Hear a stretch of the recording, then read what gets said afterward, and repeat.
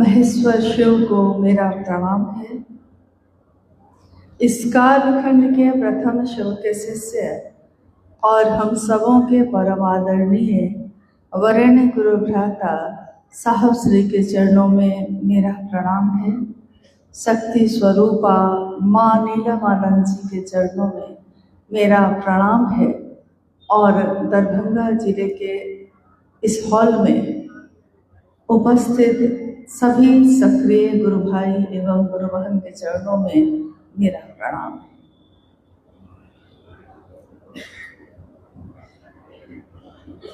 हमारा सौभाग्य है कि अपने गुरु शिव के लिए यहाँ आने का मौका मिला है।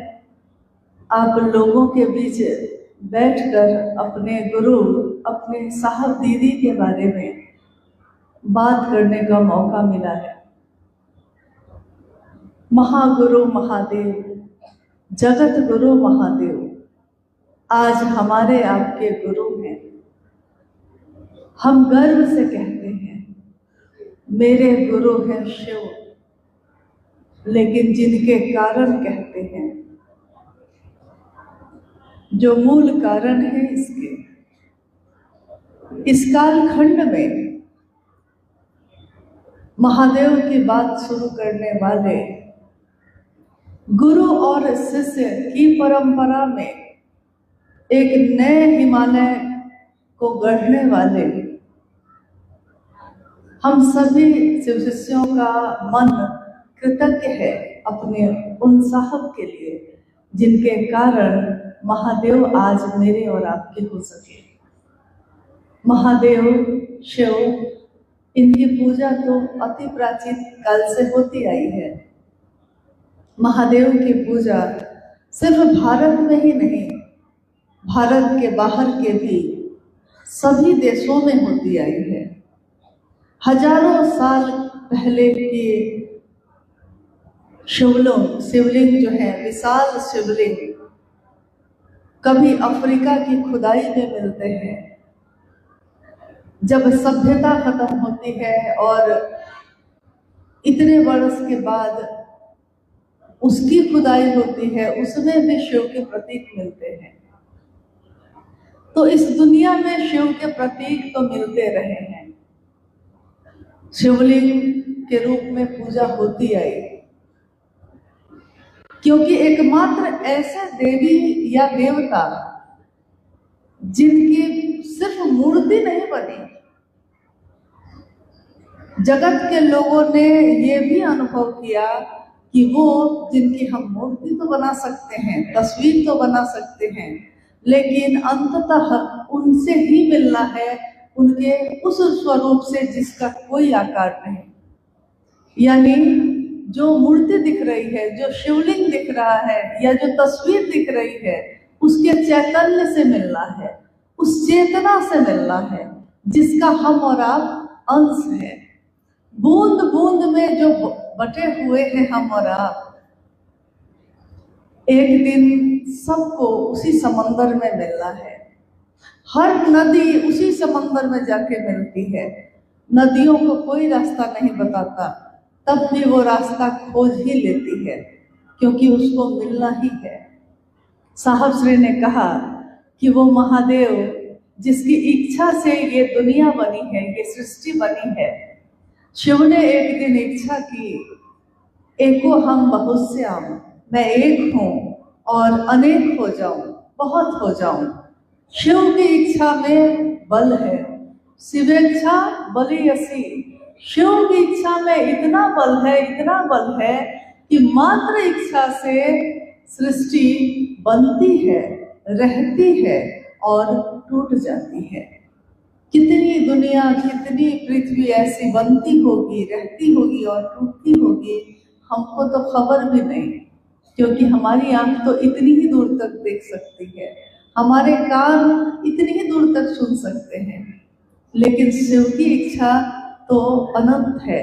हमारी गणना है, हम गिनती करते हैं, लेकिन एक सीमा के बाद हमारी गिनती भी खत्म हो जाती है और शिव की परिधि प्रारंभ होती है।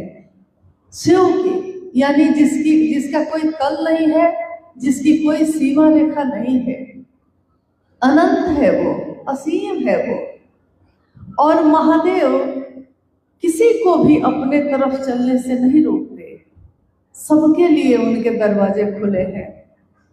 साहब श्री ने कहा कि उस असीम, उस अनंत शिव से मिलना है तो ईश्वर के रूप में मिलना तो बहुत कठिन है। ईश्वर के रूप में यानी उनका समग्र स्वरूप, समग्र स्वरूप में तो वो शिव महाकाल भी है, काल को भी जिससे डर लगता है। उनके संपूर्ण स्वरूप में वो तो जीवन और मृत्यु के चक्र से मुक्त भी करते हैं, महामृत्युंजय के रूप में। नटराज भी हैं, संसारी भी हैं, निहंगी भी हैं, तीनों लोगों का वैभव देने वाले भी हैं, सब कुछ देने वाले भी और सबका लय करने वाले भी हैं। नटराज के रूप में जब नृत्य उनका चल रहा है अहर्निश पल प्रतिपल, तो उस भाव से जीवन जीवंत होता है, पौधे उगते हैं, बालियां लगती हैं, यानी पूरी सृष्टि, पूरा ब्रह्मांड जो उनका नृत्य ही है। चारों दिशाएं जिसका वस्त्र है, इसीलिए शिव को वस्त्र कहाँ पहनाया जाता है? चारों दिशाएं ही उनका वस्त्र है। दिगंबर और अघोर, कपालेश्वर, आचार्यों के भी आचार्य आचार्येंद्र साहब ने कहा, महादेव आपका तो इतना डिजाइन है, इतना डिजाइन है और इतनी बड़ी सत्ता है आप कि हम जैसे लोग तो आपसे मिल ही नहीं पा रहे हैं। दुनिया के असंख्य लोग महादेव की पूजा तो कर रहे थे, लेकिन दूर से। महादेव तो भगवान हैं, हम उनसे कैसे मिले, वो मेरे कैसे होंगे, हम उनके कैसे होंगे। भगवान तो वो थे ही, दुनिया के लोग भी थे ही, लेकिन उस भगवान से मिला कैसे जाता है, ये रास्ता बताने वाला कोई नहीं था। क्या विधि है, शिव हो उतरब पार, कौन विधि ना, किस विधि से उस पार उतरेंगे, विधि बताने वाला कोई नहीं। पूजा तो हो रही है, शिव की शक्तियों का तो यह क्षेत्र ही है। शिव की अनंत असंख्य शक्तियों की पूजा होती आई, आज भी हो रही है। माँ भगवती की पूजा, माँ काली की, जो शिव की शक्ति है, शिव का प्रकटीकरण है। साहब श्री ने कहा कि शक्तियां शिव का प्रकटीकरण है। शिव अपनी शक्तियों से जाने जाते हैं और सबसे सुंदर प्रकटीकरण जो है, यानी जो रूप दिखता है, वो सब की सब उनकी शक्तियां हैं। आपने गौर किया होगा, जैसे ही हम नाम लेते हैं शिव की शक्ति, तो हमारे मन में कैसा रूप आता है, किसका रूप आता है? शिव की शक्ति, यानी अगर उसको रूप देना चाहें, अगर उसको आकार देना चाहें, तो क्या आकार देते हैं हम? मां का। शिव की शक्ति, शक्ति है वो, ऊर्जा है वो, शिव की है, तो स्वाभाविक है जो देवों के देव हैं, जो ईश्वरों के भी ईश्वर हैं, उनकी शक्ति कैसी होगी? उस शक्ति में ऊर्जा है, उस शक्ति से सारी चीजें चल रही हैं। और हमारे जगत में तो अगर शक्ति मिले तो सबसे पहले अहंकार होता है, सबसे पहले अकर होता है। शक्ति है यानी अहंकार है। लेकिन गौर करिए, शिव की शक्ति, तो जैसे ही हमारे सामने ये बात होती है शिव की शक्ति, तो हमारी आंखों में एक रूप उभरता है मां का। शिव की शक्ति मां का स्वरूप होती है, इसीलिए उसमें करुणा है, उसमें ममता है, पिघलने की विधा है। कहाँ अहंकार है? समस्त शक्तियों से जो संचित है, उनमें कोई अहंकार नहीं। वो तो माँ का रूप है, वो तो अपनी गोद में बैठाने वाली, वो तो अपनी ममता से पल्लवित पोषित करने वाली है। स्वाभाविक है, जो शिव का होगा, शिव के पास होगा, धरती पे भी तो वही होगा। अगर शिव माँ न हो तो धरती पे कौन माँ है? अगर शिव पिता नहीं तो धरती पे कौन पिता है? अगर शिव में समस्त स्वरूप नहीं तो वो रूप धरती पे कैसे हो सकता है? समस्त रूप जो धरती पे है शिव से ही निकले हुए। तो वैसे ही वही चीज, वही आचरण, वही स्वभाव धरती पे भी हमारी आंखों ने देखा। आप में से कुछ लोगों ने उसका साक्षात सशरीर भी दर्शन किया है। शिव के शिष्य साहब हरिंद्रानंद जी का, ममतामयी मां नीलमानंद जी का, शिव के शिष्य, उनका एक रूप है ये धरती पे। उनके और रूप भी धरती पे रहे हैं। जब साहब श्री हरिंद्रानंद जी का जन्म हुआ इस धरती पे 31 अक्टूबर 1948 की वो तिथि थी। दिन दीपावली का था। जो जगत में सुविधा सम्मान मिलता है लोगों को, वो उनको उपलब्ध था, वो थी उनके घर में। जब वो बड़े हुए हैं तब भी सारी सुविधा थी, किसी चीज की कमी नहीं। बस उनके पिता ने तो इतना ही चाहा था, उनकी माँ ने इतना ही चाहा, जैसे हम और आप चाहते हैं कि मेरा बेटा अच्छा बने, पढ़ के कुछ अफसर बने, मेरी बेटी कुछ बढ़िया काम करे, मेरा सर ऊंचा हो जाए। तो बढ़िया काम मतलब हम समझते हैं कि कलेक्टर बन जाता, डॉक्टर बन जाता, इंजीनियर बन जाता, लेकिन कोई नहीं चाहता, कोई नहीं चाहता। अघोरेश्वर के रूप में पूजा करता है लेकिन खुद नहीं चाहता कि मेरा बच्चा अघोरी बन जाए, ये कोई नहीं चाहता। महादेव की पूजा करता है लेकिन महादेव के उस सौम्य रूप को अपनाना चाहता है जिसको देखकर खुशी मिलती है, आनंद मिलता है। तो हम उमापति के रूप में पूजा करते हैं, हम गृहस्थों के साकार आदर्श के रूप में पूजा करते हैं, लेकिन रौद्र रूप जहाँ ही आता है वहाँ हम पूजा तो करते हैं भय से, प्रेम से, लेकिन ये नहीं चाहते कि मेरे घर में भी ऐसा हो जाए। नहीं। तो उस दिन साहब और दीदी का जो जीवन जो हम सुन रहे हैं अभी, साहब के जीवन में उनके माता और पिता की जो भूमिका है जैसा सबका होता है। उनकी माँ ने कहा उनको, जब 12 साल की आयु में वो शमशान जाने लगे तो आस पड़ोस में सब जगह से शिकायतें आने लगे। लोग कहने लगे कि आपका बेटा तो बिगड़ गया, बर्बाद हो गया, अघोरी हो गया, शमशान जाता है। माँ और पिता दोनों को काफी चिंता हुई।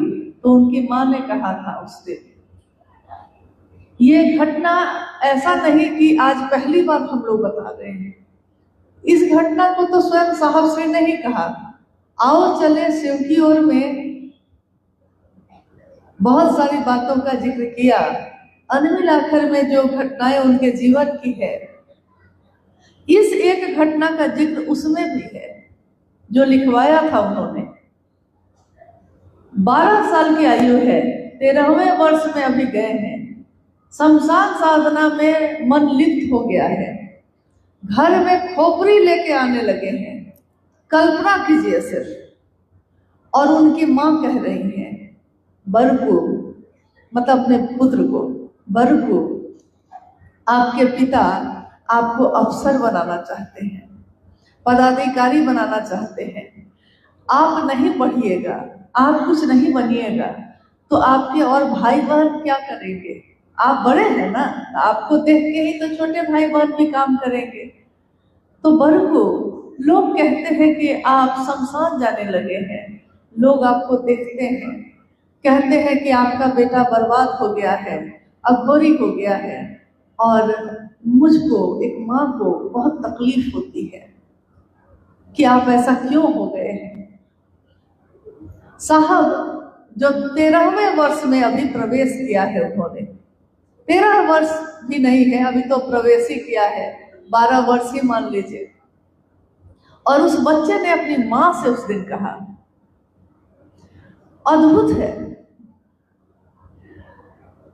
ये संकल्प, ये बात जो अपनी माँ के सामने उन्होंने उस दिन कही। उन्होंने कहा कि माँ, मेरे स्कूल में मेरे शिक्षक बताते हैं कि परमात्मा होते हैं, या ये दुनिया इसी का रूप है।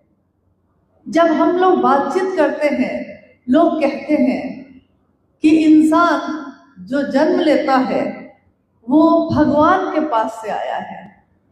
हमारे घर में कोई बच्चा आता है तो हम कहते हैं भगवान के पास से आया है। जब वो गोद में खेलता है, हंसता है अचानक, तो हम लोग कहते हैं कि भगवान से बात कर रहा है। देखिए ना, भगवान से बात करता है, हंस रहा है, सोया हुआ है और सोए हुए में भी मुस्कुरा रहा है। तो कहते हैं कि भगवान के पास से आया है। जब जीवन को जी लेता है, एक दिन उस शरीर की मौत होती है, तब भी दुनिया के लोग यही कहते हैं कि भगवान के पास चला गया। इंसान भगवान के पास से आता है और भगवान के पास ही चला जाता है। माँ, मैं सोचता हूँ कि वो भगवान इंसान के पास क्यों नहीं आता है। मैं लाऊंगा माँ, भगवान को इंसान के पास लाऊंगा। बालक हरिंद्रानंद जी उस दिन कह रहे हैं अपनी माँ से। उनकी माँ स्तब्ध होकर देखती रह गई, क्या बोलता है ये, भगवान को लाएगा इंसान के पास। और देखिए कैसे उनके जीवन की घटनाएं बढ़ती गई। और एक दिन ऐसा हुआ कि युवावस्था में वो पहुंचे जब, तब तक 14 वर्ष बीत गए। 14 वर्षों में साहब श्री ने कितने लोगों को अपना गुरु बनाया। कोई उनको शक्ति की उपासना बताता, कोई अघोरी रूप से बताता, कोई कपालिक रूप का बताता, कोई मंत्रों का जप बताता, कोई कुंडली साधना बताता, लेकिन कहीं भी प्यास नहीं बुझी। बताइए क्यों नहीं बुझी? क्योंकि बच्चा अपनी माँ को पुकार रहा है अगर, और उस बच्चे को आप खिलौना दीजिए तो वो फेंक देता है, उसको खिलौना नहीं चाहिए। आप चॉकलेट देते हैं, मिठाई देते हैं, बाबू घुमा देते हैं, बाबू को घुमाने लगते हैं, तब भी वो रोता ही रहता है। और जब उसकी माँ की गोद उसको मिल जाती है तो वो चुप हो जाता है। जब उसके मन में ये है कि मुझको सिर्फ माँ चाहिए, मन में ये है, लेकिन बच्चा तो बोल नहीं पा रहा, बच्चा बता नहीं पा रहा। और एक दिन माँ जब गोद में लेती है तो चुप हो जाता है। खिलौने फेंक दिया है, मिठाइयाँ फेंक दी हैं, चॉकलेट भी नहीं चाहिए, गुब्बारा भी नहीं चाहिए, जीवन इससे नहीं चलता। साहब श्री ने भी जब ये यात्रा शुरू की अध्यात्म की, तो यात्रा तो शुरू की थी चमत्कार से, लेकिन जब चमत्कार मिलने लगे, जब उनके बोलने से लोगों के जीवन में घटनाएं होने लगी, धीरे धीरे धीरे धीरे उनके मन ने ये समझ लिया कि मुझको ये नहीं चाहिए था, इसमें कुछ नहीं रखा है जिसके कारण ये चमत्कार होते हैं, मुझको तो वो चाहिए। मुझको ये चीजें नहीं चाहिए जिसकी ये चीजें हैं, मुझको तो वो चाहिए। अब यानी उनके मन ने अनायास ही महादेव को अपना गुरु बना लिया। और बना लिया तो पहले से की हुई सारी चीजों को छोड़ दिया।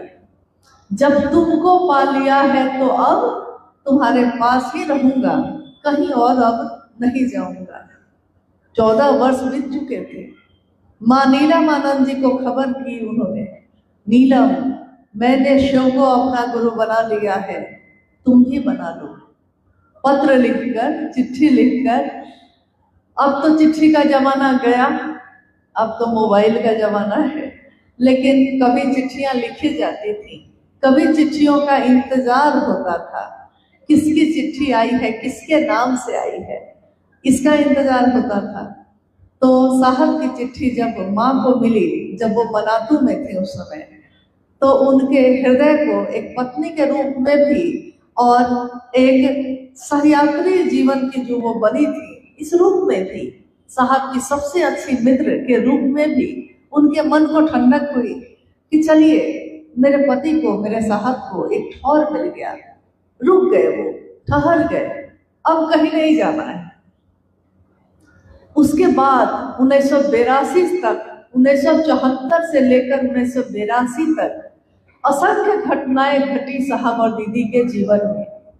दीदी राजमणि नीलम आनंद, आप में से शायद कुछ लोग ऐसे यहाँ होंगे आज, क्योंकि दरभंगा की यह धरती है और मिथिलांचल में तो उनका लगाव बहुत रहा है, तो मुझको लगता है कि वैसे कुछ लोग आज यहाँ उपस्थित होंगे जिन्होंने सशरीर उनका सानिध्य पाया होगा। है यहाँ वैसे लोग हैं?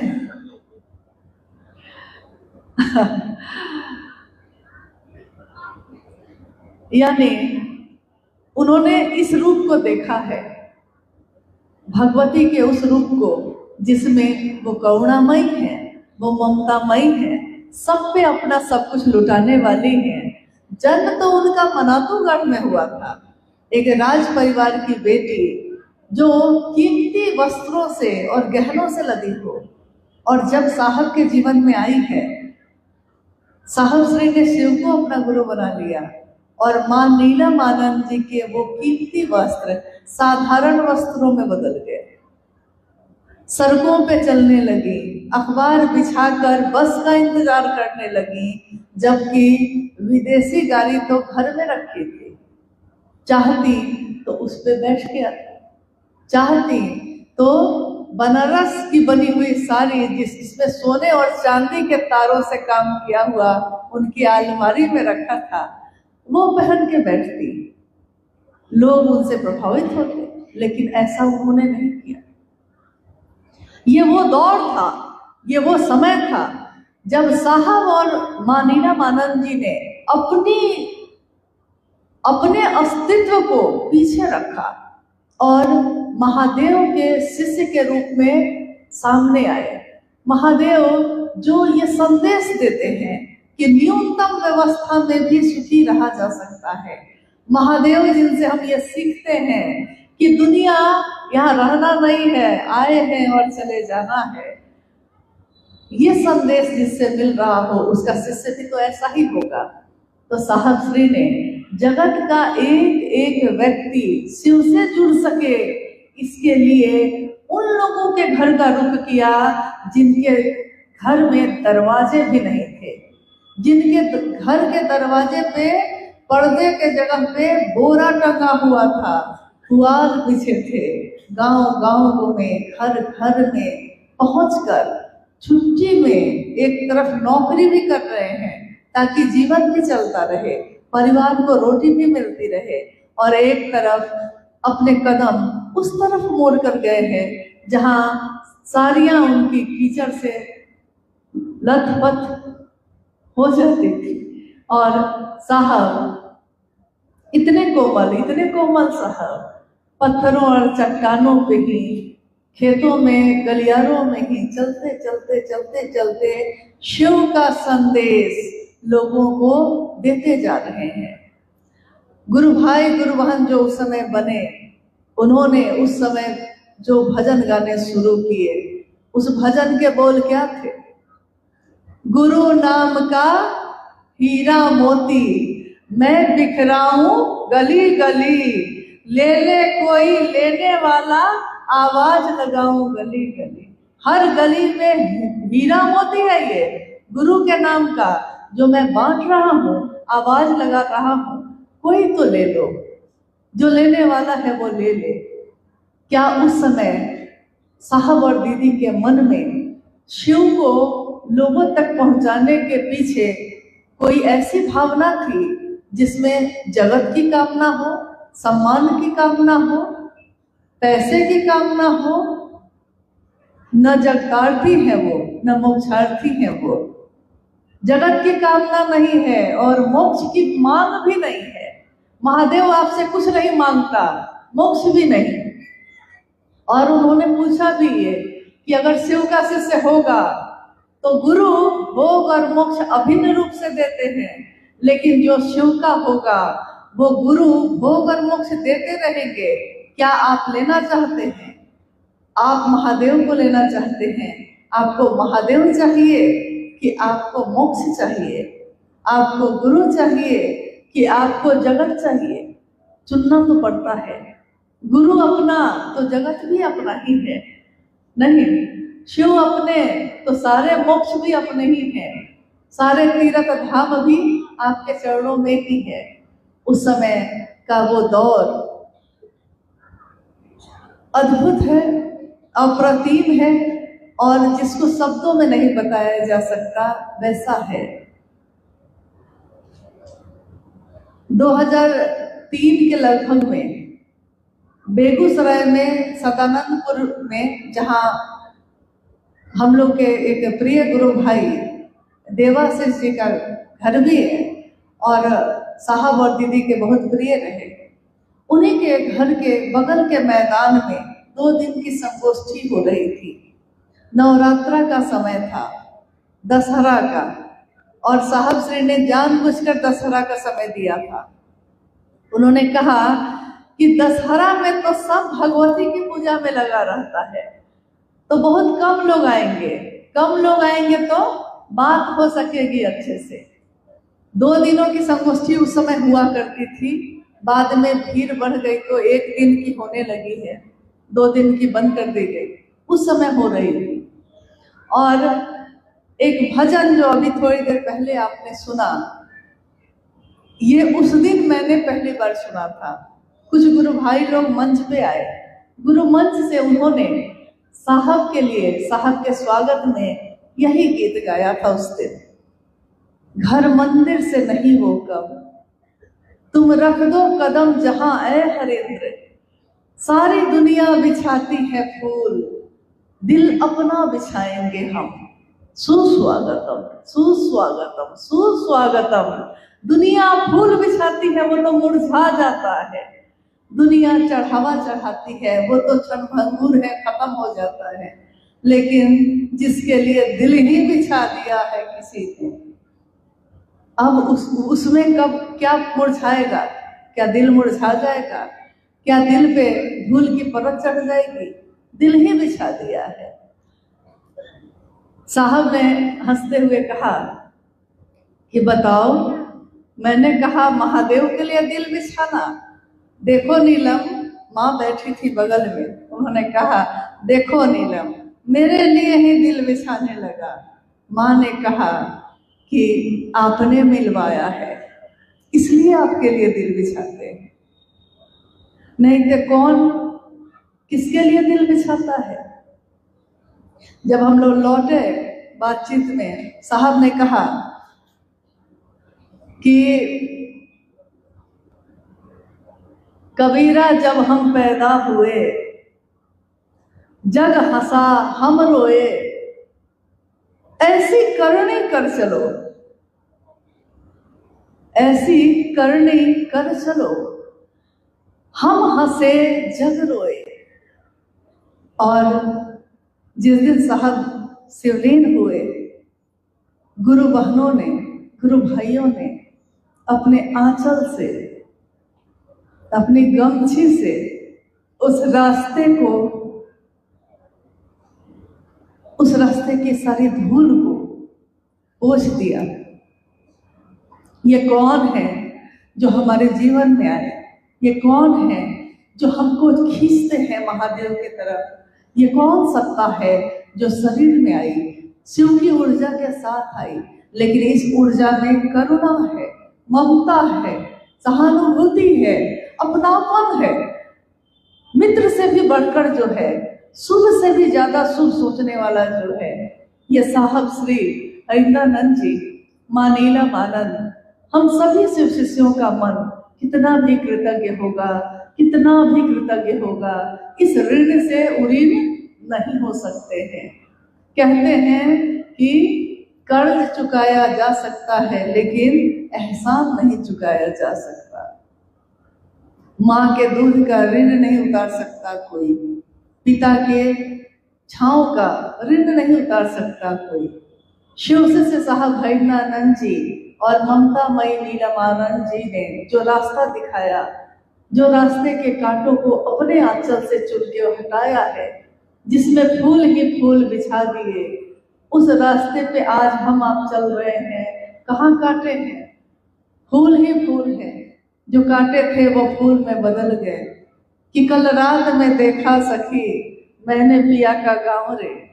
उस गांव में, ये गांव जो है ये कैसा है, इस गांव में कांटे बन गए फूल रे, और धूप भी लगती है छाँव रे।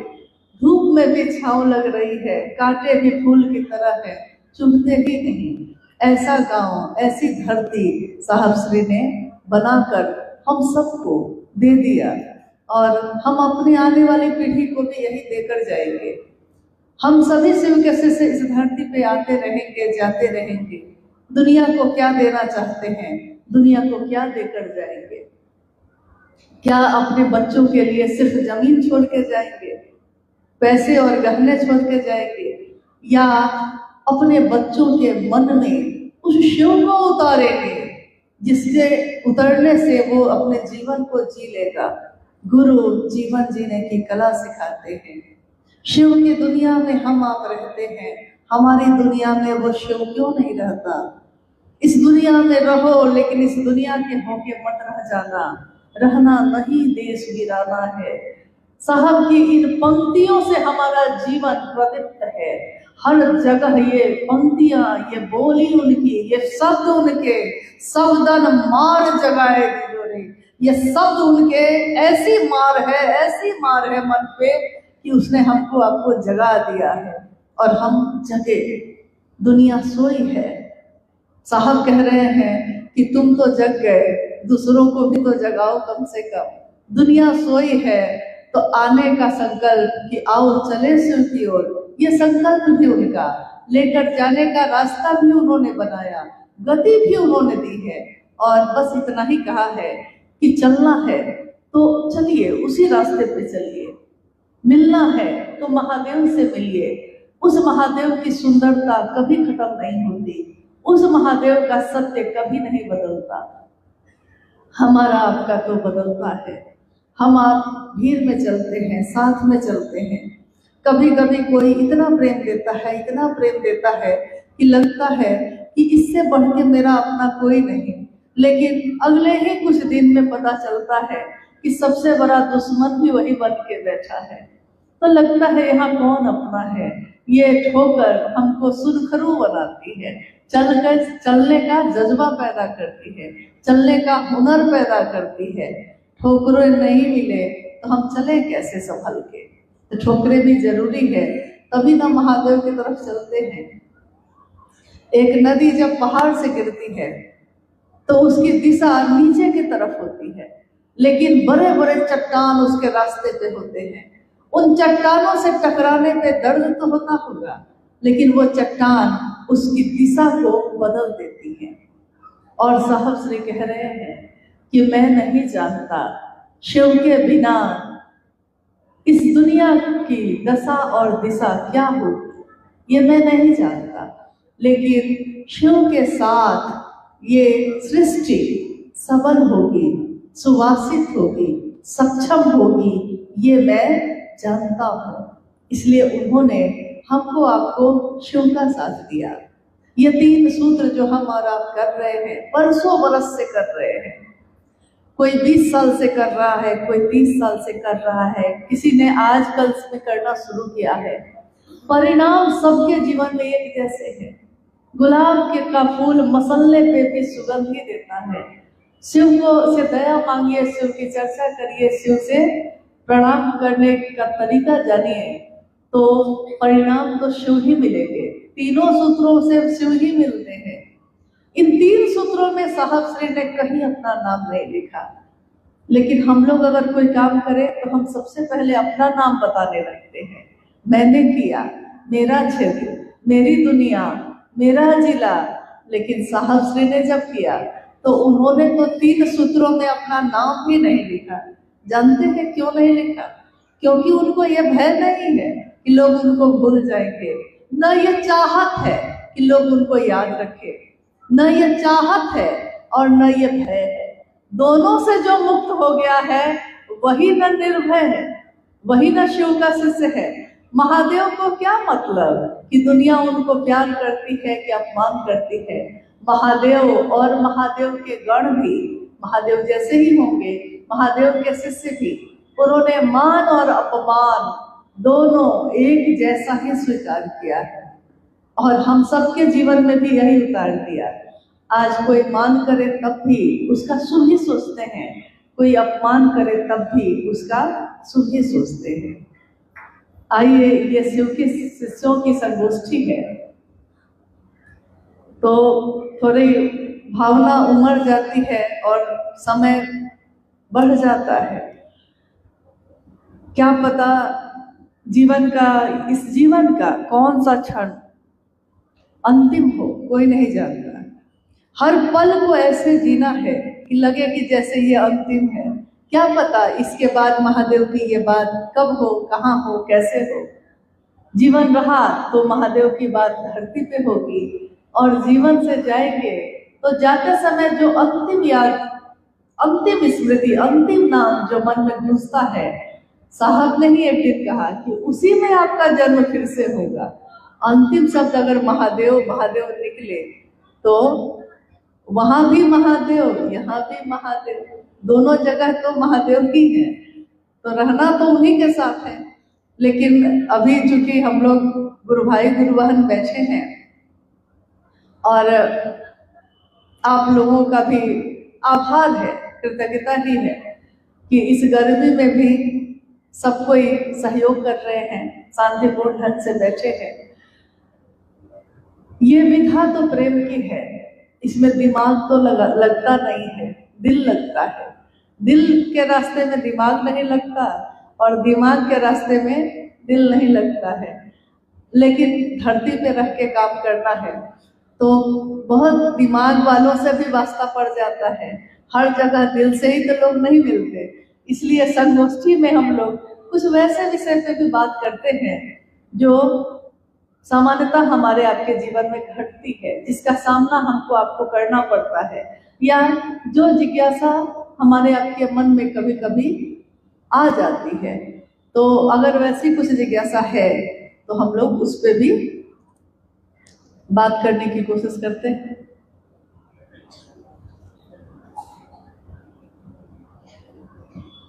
माइक नहीं काम कर रहा है। पहले तो दीदी के द्वारा जो बात कही कि संगोष्ठी हो गया, यहाँ जिस दुनिया में दीदी अभी देख रहे सारे लोग रो रहे थे, सबका अपना महसूस था। लेकिन फिर भी आपकी जिज्ञासा है, बहुत सारे भाइयों ने लिखा है कि हम ये 3 सूत्र नहीं करेंगे तो क्या शिव हमारे गुरु नहीं होंगे। जिज्ञासा फिर से बोल देते हैं, अगर हम 3 सूत्र नहीं करेंगे तो शिव मेरे गुरु होंगे कि नहीं होंगे। हम लोगों ने तो साहब से ही सुना है, सब जो सुना उन्हीं से सुना, जो जाना उन्हीं से जाना, अपना तो यहाँ कुछ भी नहीं। ये जिज्ञासा आई थी साहब के पास, साहब ने इसका उत्तर दिया, वही उत्तर दोहरा देते हैं।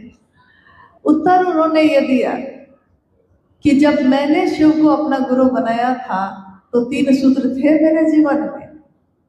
नहीं थे। लेकिन मैंने क्या किया, मेरे जीवन में जो घटनाएं हुई वो क्या हुई। जब मैंने शिव को गुरु माना, कोई मुझको बताने वाला नहीं था, कोई 3 सूत्र देने वाला नहीं था। लेकिन दूसरे मेरे बाद जिन लोगों ने महादेव को गुरु बनाया, उनको 3 सूत्र देने वाला मैं हूं, मैं दे रहा हूं। साहब जी ने कहा कि जब मैंने शिव को गुरु बनाया तो मेरा मन अविश्वास में था। आपको तो थोड़ा विश्वास भी है, मुझको तो विश्वास भी नहीं था। यहाँ भी धोखा होगा, यहाँ भी छल होगा। धोखा कोई एक देता है, विश्वास कोई एक तोड़ता है।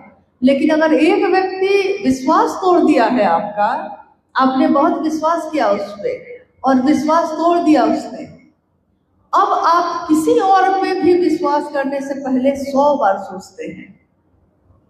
दूध का जला हुआ छाछ भी फूक फूक के पीता है, यानी किसी और पे विश्वास करने में अब समय लगेगा। हजारों वर्ष पहले, कभी सैकड़ों हजारों वर्ष पहले, जब राम और सीता का जीवन बीता था, तो साहब ने कहा कि रावण के रूप में जाता माँ सीता का अपहरण किया उसने। लेकिन अगर रावण बन के जाता तो सिर्फ कलंकित सिर्फ रावण होता। लेकिन उसने भेष क्या धारण किया? भेष धारण किया साधु का। साधु लोग तो साधु पे विश्वास करते हैं। जो गेरुआ वस्त्र पहन के सामने आता है, हम लोग का तो पूर्वज भी विश्वास करते रहे। लेकिन साहब श्री ने कहा कि साधु के वेश में गया, साधुता लज्जित हो गई, साधुता कलंकित हो गई। एक कृत्य उस समय का किया हुआ आज तक उसका परिणाम हम भोगते हैं। इसलिए आज भी कोई दरवाजे पे साधु आता है तो सबसे पहले हमारे मन में संशय होता है, पता नहीं सही में साधु है भी कि नहीं। न मन में आस्था उमड़ती है, न विश्वास उमड़ता है। एक जगह धोखा मिले, साहब के जीवन में तो धोखे ही धोखे मिले। गुरु के रूप में जिसको भी गुरु बनाया, सब जगह धोखे मिले। तो विश्वास तो चलनी हो चुका था, टुकड़े टुकड़े हो चुका था। 2 शब्द अनमिलाखर के कभी पढ़िएगा उसको। 2 शब्द अनमिलाखर में भी या आओ चले शिव की ओर में भी, दोनों के 2 शब्द जो साहब ने लिखे हैं। शब्द लिखा हुआ है 2 शब्द, लेकिन सिर्फ 2 शब्द नहीं लिखा है उसमें उन्होंने अपनी पूरी बात एक पन्ने में ही लिख दी है। उसी में एक पंक्ति है कि मेरे मन में उस समय ऐसा निराश था मन, ऐसा हताश था मन कि लगता था कि जैसे बर्फीले पहाड़ से बर्फ का पहाड़ हो और उसकी चोटी से किसी ने धकेल दिया है। तो धकेलेंगे तो पूरा शरीर छलनी होगा कि नहीं। टकराते टकराते बर्फ के टुकड़ों से टकराते टकराते जब वो नीचे गिरता है तो फिसलने का, चलनी होने का जो दर्द है, वही दर्द उस समय मेरा मन महसूस करता था। मेरी आंखों के सामने दिन में भी मेरे मन की वो स्थिति थी उस समय कि दिन में भी मेरी आंखों के सामने शमशान का काला अंधेरा घूमता था, भयावह और अंधेरा। उस समय उन्होंने महादेव को अपना गुरु बनाया था। मात्र एक विचार, मात्र एक सोच, लेकिन महादेव का सिर्फ विचार आपके मन में अगर प्रवेश करता है तो क्या होता है। फिर उनके जीवन में जितनी घटनाएं हुई, 1974 में उन्होंने शिव को गुरु बनाया। 1975 में नमः शिवाय उनके सांसों पे आया और उतर गया मुजफ्फरपुर के तुर्की में। 1982 में साहब ने मधेपुरा में पहली बार लोगों से महादेव की बात करनी शुरू की। 1986 में बेगूसराय में आकाशवाणी हुई, जिसमें आकाशवाणी में यानी उस आवाज ने उनको कहा कि जो तुम करते हो वो दूसरों को करने के लिए कहो, यानी गुरु आदेशित कर्म। सिंहेश्वर मंदिर में जब मधेपुरा से जाकर साहब ने प्रसाद चढ़ाया था, कौन सा तंत्र और मंत्र और यंत्र प्रयोग किया था उस समय, जबकि उन्होंने तंत्र मंत्र यंत्र इन तीनों की यात्रा करके, उसको पार करके तब शिव को पाया था। लेकिन उस दिन सिंहेश्वर मंदिर में प्रसाद चढ़ाते समय जब लोग उनको घेर के खड़े थे, साहब कहते हैं कि मेरा मन महादेव की दया के आश्रय में था मात्र, क्योंकि अब कोई तंत्र, कोई मंत्र, कोई यंत्र अब काम नहीं कर रहा है, एक सीमा तक काम करता है, लेकिन जहां इसकी सीमा खत्म हो जाती है मात्र महादेव की दया ही काम करती है। ये शब्द कोई मंत्र तो है नहीं। बुढ़ाऊ इज्जत रखिया, महादेव को उनका शिष्य कह रहा है कि बुढ़ाऊ इज्जत रखिया। इसमें कौन सा संस्कृत है, कौन से श्लोक है, कौन सा बांध चलाया गया है? इसमें कुछ भी नहीं। चारों तरफ से घिरा हुआ उनका शिष्य समाज में खड़ा है, महादेव के सामने रसगुल्ले की थाली लेकर, और कह रहा है कि महादेव को अब मेरे पास कोई उपाय नहीं है, हमको नहीं मालूम है कि प्रसाद कैसे चढ़ता है, आप कैसे प्रसाद ग्रहण करते हैं, ये प्रक्रिया भी मुझको नहीं मालूम, प्रसाद चढ़ता कैसे है ये तरीका भी मुझको नहीं मालूम, लेकिन प्रसाद रखता हूँ और चढ़ जाता है, अब मैं क्या करूँ? तरीका कोई पूछ रहा है, तरीका क्या बताऊं, तरीका तो जानता ही नहीं है। तो मात्र एक वाक्य उन्होंने कहा कि बुढ़ाऊ इज्जत रख लिया बस। जैसे किसी बेटी का बारात आ गया हो, घर पे बारात लग गई है और बेटा का पिता आके कहता है और इतना रुपया दीजिए तब ब्याह होगा, नहीं तो गए हम लौटे। और लड़की का पिता अपनी पगड़ी उसके चरण में, पैरों पे रख देता है और कहता है इज्जत रख लीजिए, इज्जत रखिए। ये शब्द नहीं है, ये पूरा का पूरा शिवशिष्यता का आगे की व्याप्ति ही उसी पे टिकी है, मात्र उसी पे टिकी है। अगर उस दिन महादेव ने उनकी जी इज्जत न रखी रहती तो लोगों का विश्वास इस पर से उठ जाता कि महादेव भी गुरु हैं कि नहीं, क्योंकि लोग चमत्कार को नमस्कार करते थे उस समय। चमत्कार न होता, ये घटना न होती तो इतनी तेज गति से व्याप्ति नहीं होती उस समय। और महादेव ने प्रसाद ग्रहण कर लिया। ये सारी घटना घट जब गई है तब साहब ने तीनों सूत्रों का निरूपण किया। सूत्र मतलब ये एक सूत्र का अर्थ होता है, इसको वैज्ञानिक भाषा में कहिएगा तो फॉर्मूला, गणित में कहिएगा फॉर्मूला। तो गणित में अगर फॉर्मूला आपको मालूम हो तो बड़ा से बड़ा गणित उस फॉर्मूला के सहारे आप हल कर लेते हैं। फॉर्मूला, सूत्र, आध्यात्म की धरती पे ये तीनों सूत्र, इसमें पूरा आध्यात्म समाया है, पूरी शिव की दुनिया और जगत की दुनिया समाई है, लेकिन देखने में, सुनने में बड़ा साधारण लगता है। अब बताइए कि साहब के जीवन में ये सारी घटनाएं हो गई हैं और तब उन्होंने पहला सूत्र क्या बनाया? पहला सूत्र तो आज तक होता था कि गुरु की कृपा से होता है सब कुछ, लेकिन उन्होंने पहली बार एक शब्द का प्रयोग किया है इसमें, दया। अपने गुरु शिव से मन ही मन ये दया मांगिए, ये मानसिक संप्रेषण उनको दीजिए, मानसिक संप्रेषण मन का भाव भेजिए। शरीर से आप चाहे जहां भी रहिए, अपने गुरु से मानसिक संवेदन, मुख संवाद संप्रेषित करिए। क्या? हे शिव, आप मेरे गुरु हैं, मैं आपका शिष्य हूं, मुझ शिष्य पर दया कर दीजिए। आप मेरे अपने हैं, मेरे गुरु हैं, मैं आपका शिष्य हूं और मुझ शिष्य पर दया कर दीजिए। गुरु किस पे दया करेंगे? शिष्य पे। मात्र अपने शिष्य पे ही गुरु की दया हो सकती है। तो ये साहब के जीवन में घटा था उस दिन सिंहेश्वर मंदिर में। तो उनके मन ने ये समझ लिया था कि महादेव की दया ना हो तो आगे का कोई काम नहीं हो सकता है।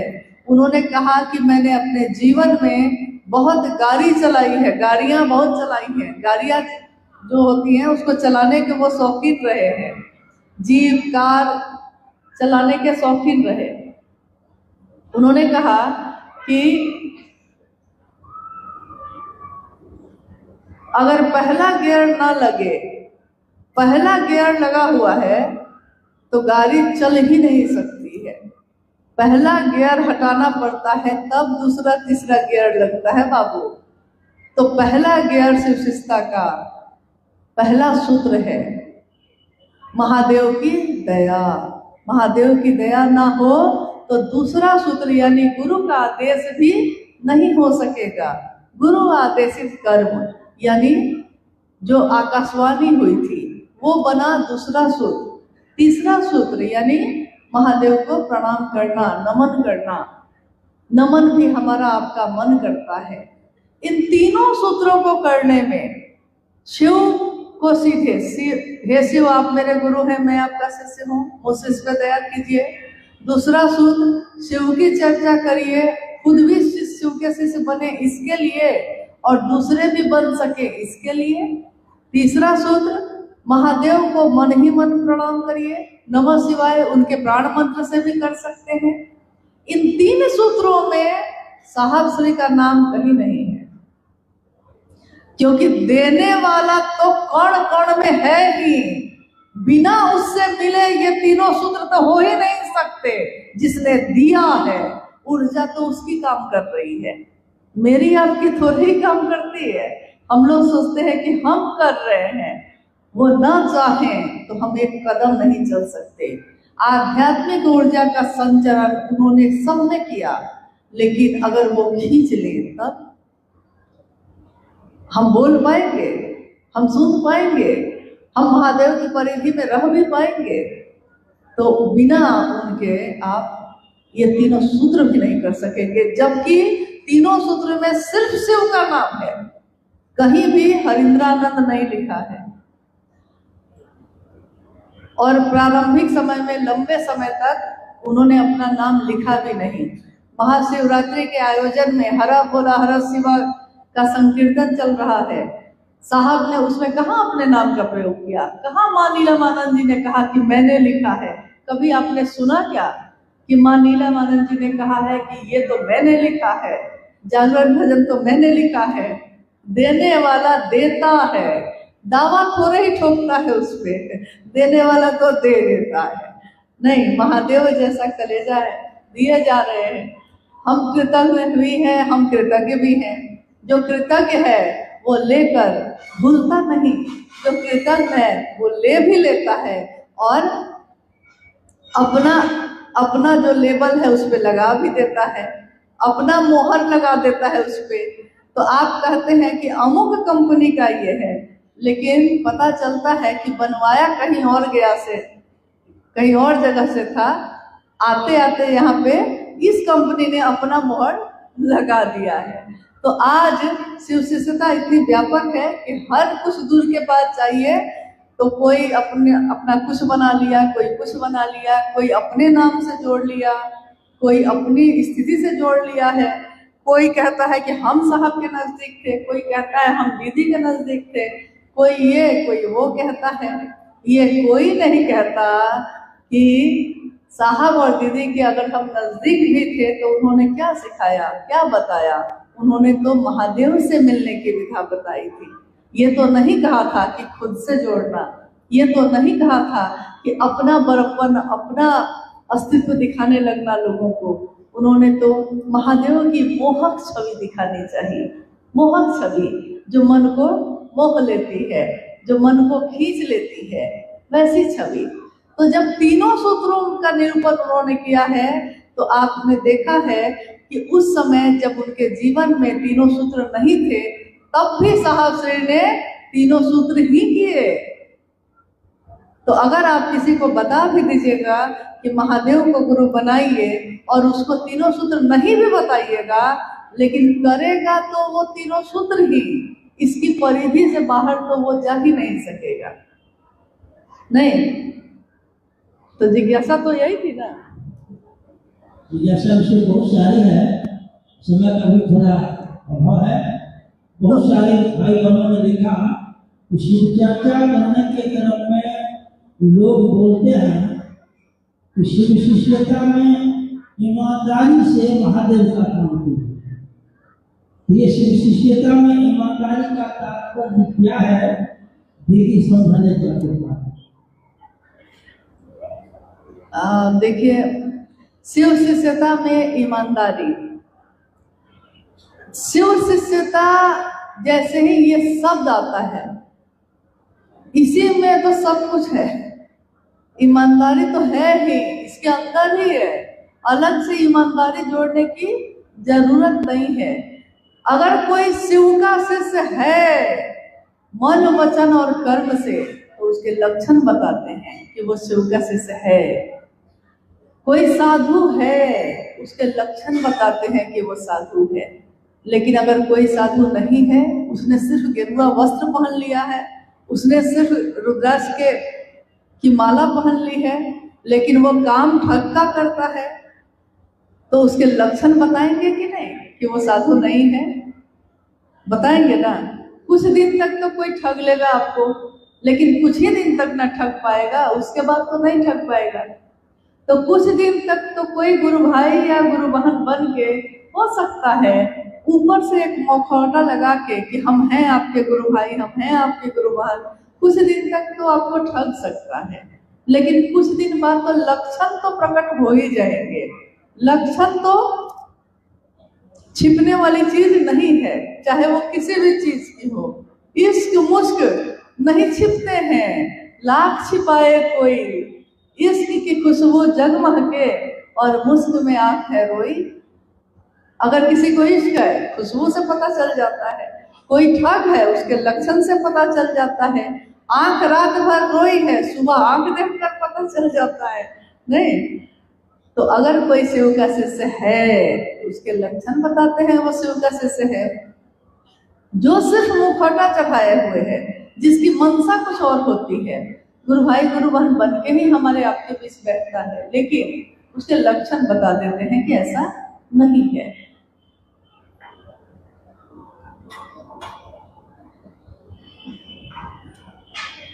दीदी इसमें बोलती है जिज्ञासा कितनी संतुष्टि है जो बोलते हैं कहा करेगा। बहुत सारे भाइयों ने लिखा है, इन्होंने लिखा कि क्षेत्रों में अधिकांश देखने को मिलता है कि कुछ गुरु भाई गुरु बहन लोग महादेव को धोती और मैया को साड़ी चढ़ाते हैं और चर्चा करते हैं और पुनः उसको अपने घर ले जाते हैं। क्या ये करना चाहिए? भाई मेरा निवेदन है कि अगर किन्हीं को दिक्कत है कपड़े की, मतलब मान लीजिए हमको धोती चाहिए, हमको साड़ी चाहिए, मांग लीजिए ना, मतलब मांग लीजिए सीधे। गुरु भाई गुरु बहन ही तो हैं, मेरे पास नहीं होगा हम मांग लेंगे, आपके पास नहीं होगा मांग लीजिए, परिवार है हम लोग। नहीं, मेरे घर में अगर चावल नहीं है और गुरु बहन है मेरी, तो हम मांग लेंगे। लेकिन इसके लिए महादेव से, मतलब महादेव को सामने रखकर करने की जरूरत नहीं है। महादेव को सामने रखकर ये काम कोई शिव का शिष्य करे, ये शोभनीय नहीं है। आपको जरूरत है, आप मांग लीजिए, कोई खुशी खुशी देगा। एक मांगिएगा, दो देगा, मेरी अनुभूति है ये। मांगिए तो, मांगते क्यों नहीं? जरूरत है तो मांग लीजिए, लेकिन महादेव का सहारा लेकर करना ठीक नहीं है, क्योंकि जो गरीब है वो शिव चर्चा नहीं रख पाएगा। जिसके पास आगे अगले दिन क्या खाएगा ये भी पता नहीं जिसको, तो वो अगर शिव चर्चा करना चाहेगा तो कैसे करेगा? नहीं कर सकेगा। हम कहेंगे कि नहीं, फल भी चढ़ाओ, मिठाई भी चढ़ाओ, कपड़ा भी चढ़ाओ, तो वो कैसे करेगा? साहस ही नहीं करेगा, और उस कपड़े से आपका कभी भला भी नहीं होगा, उन्नति हो जाती। कितने लोग तो शिव चर्चा के नाम पे धन उगाही करते हैं और चुपचाप रख लेते हैं। क्या उनकी उन्नति हो गई? अगर ये करने से उन्नति हो गई है तो और करिए एक बार साहब के कार्यक्रम में ऐसा हुआ, बहुत पहले की बात है, बिहार में हुआ। तो कुछ दिन तक मुख्यालय में साहब के पास ये शिकायत आती रही कि अमुक जिला में ऐसा हुआ, ऐसा हुआ, ऐसा हुआ। साहब ने कहा कि आप धरती से महादेव को देखते हैं, मैं महादेव के तरफ से धरती को देखता हूँ। आप धरती से देखते हैं तो आपके चिंतन में ये आता है कि इतना पैसा रख लिया, इतना पैसा रख लिया और महादेव के नाम पे जुटाया था और वहाँ के आयोजक लोगों ने रख लिया। लेकिन मैं महादेव के तरफ से जब देखता हूँ तो मुझको लगता है कि जो महादेव के लिए खड़ा है उसको इससे कोई फर्क नहीं पड़ा। आपने लूटा, आपने धोखा दिया, ये आप जानिए, लेकिन ये करने में भी आपने बात तो महादेव की ही की होगी। आपने नाम तो हरिद्रानंद का ही लिया होगा। 10 रुपया किसी से ठगना है अगर, तब भी आपने परोसा तो महादेव को ही होगा। तो साहब ने कहा कि छोड़ो बेकार की बातों को, क्योंकि इसमें कुछ नहीं रखा है। जो ईमानदार है वो ईमानदार ही रहेगा, जो बेईमान है वो बेईमान ही रहेगा। लेकिन उसको ठीक करने का जिम्मा हमारा आपका नहीं है। ये अलग बात है कि महादेव मेरे हैं, महादेव आपके हैं, तो आपको इसकी भी परवाह होगी कि कोई महादेव को बेचकर जगत ना खरीदे। शिव का शीश झुकता है महादेव के लिए, किसी के सामने झुकेगा, महादेव के लिए झुकता है ना, तो किसी के सामने झुकेगा। लेकिन जिस दिन वो ये देखता है कि इस कृत्य से मेरे महादेव कलंकित हो रहे हैं, उस दिन वो अपने ही महादेव का त्रिशूल भी उठाता है, झुकता है वो, लेकिन त्रिशूल के साथ झुकता है। ये आप अपनी आंखों के सामने अपने घर को कलंकित होते नहीं देख सकते।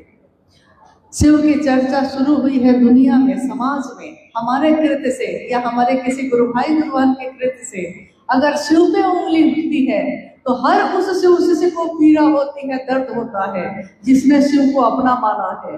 जो अपना माना है तो दर्द होगा, जो अपना माना है तो आवेश पैदा होगा ही होगा।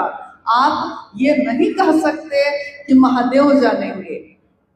अगर आप हर बात में ये कहते हैं महादेव जानेंगे तब तो ठीक है तो महादेव का ही मामला, गुरु तो वही है, लेकिन उनके शिष्यों को भी तो कुछ संभालने की जिम्मेदारी है कि नहीं है। सिर्फ गुरु का नाम का लाभ लीजिएगा और गुरु के दुनिया में कोई कुछ भी करता रहेगा तो सजग नहीं होइएगा, जागरूक नहीं होइएगा।